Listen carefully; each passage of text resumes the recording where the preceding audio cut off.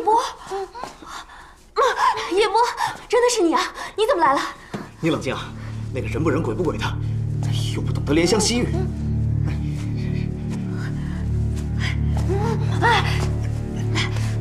哎，你怎么会到这儿来了？你不会认罪作父了吧？没时间解释。总之是大哥和我计划好了来救你们。离婚？太上皇，我就知道太上皇会来救我们的。哎，太上皇，我已经把求救信息发给大哥了，他们在来的路上。我们走。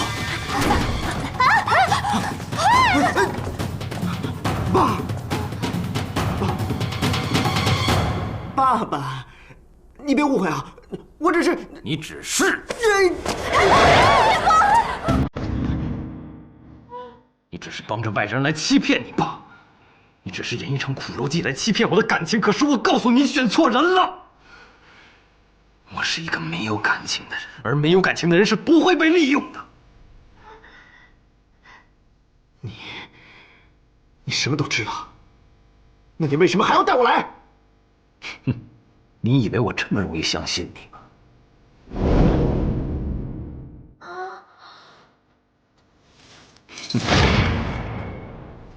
放心吧，我不会毁了他的，而且我要好好的利用他，等着李焕自动上门。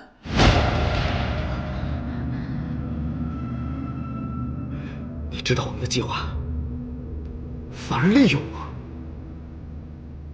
你还是我亲爸吗？本来我想着，你如果是真心投奔我的话，我也只不过是把你当成一条忠心耿耿的狗。可是，我一点损失都没有。但是我没有想到的是，你竟然放着荣华富贵和长命百岁不要，偏偏沉溺于儿女情长、风花雪月。你太没有出息了！就算没有出息，这帮人，我守护定了。叶波，你太 man 了。一介草包！就算我是草包，我牛宝宝，我今天就厉害给你们看！呀！叶波，你怎么样？三王爷，真是如此不可教，什么都不会还学人家逞能。虎毒不食子，竟然连自己的亲生儿子都不放过，真是令人发指！你就别替我操这个心了，好戏才刚刚开始，吉时就要到了，你还是担心你自己和你的情郎李欢吧。阿飞，在，把峰峰给我带出去，看静候李欢的大驾。你又要干嘛？不许伤害李欢！峰峰，你伤害李欢干什么？我在哪儿？过去，松风，老实点。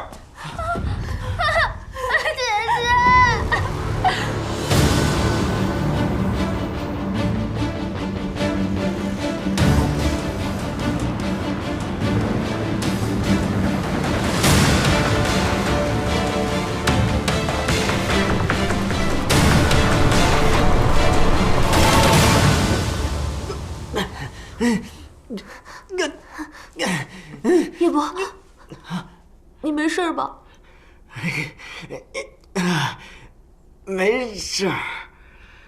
你要知道，我以前你不在的时候，每天都有练瑜伽的。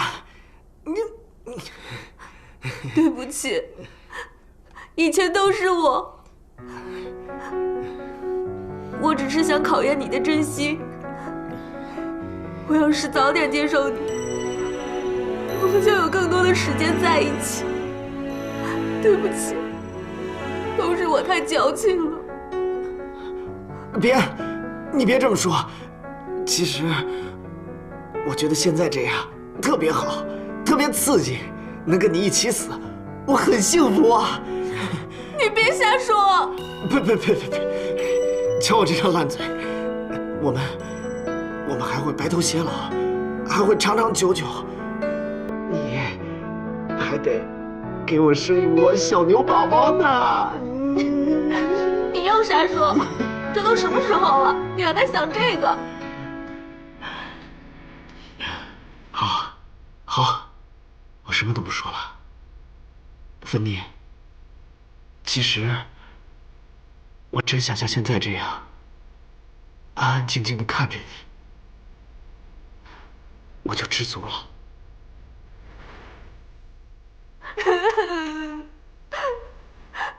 说好什么都不说的，为什么说那么多煽情的话？别哭，好，说好了，让我安安静静的看着你，别哭了。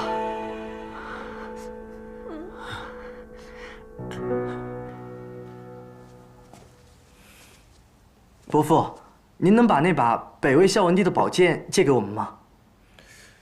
那把剑可是我花重金收购回来的，借给你。你就是个土豪，根本不懂得欣赏什么古董、什么宝剑，还有这些破瓶子。你就别再往自己脸上贴金、附庸风雅了，好不好？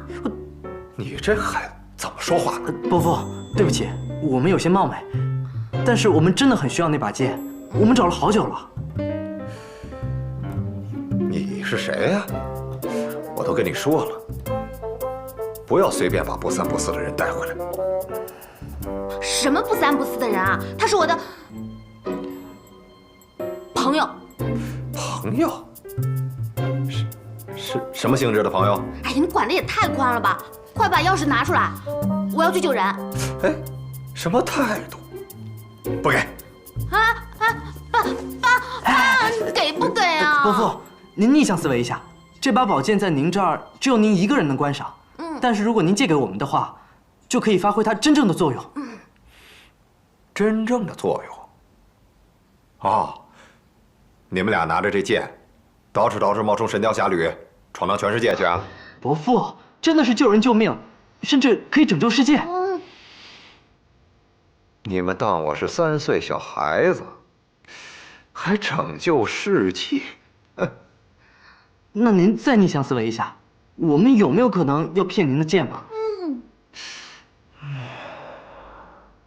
我凭什么相信你啊？您不相信我，总得相信静静吧？她可是您女儿。女儿？她已经坑了我20多年了，我最不能相信的就是她。我发誓，这一次她绝对不会坑您的。你拿什么担保？这样，我向来只相信自己家人。如果你能够成为我的家人，我就无条件的相信你。可现在你终究是个外人。如果你答应成为我的女婿，我就答应把宝剑给你。什么？好你个人心大土豆，你又想把我给卖了？你真当我嫁不出去啊？哎，丫头，你确定爸爸现在不是在帮你啊？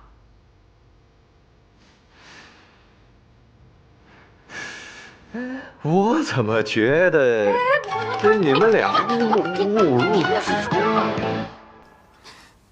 伯父，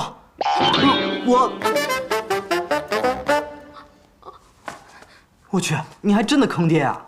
不坑爹怎么办啊？我可不想强人所难。我没有，我只是……别指示了，走。那你爹怎么办？我刚学的晕血法，他一会儿就醒了。走，快点去找保险箱去。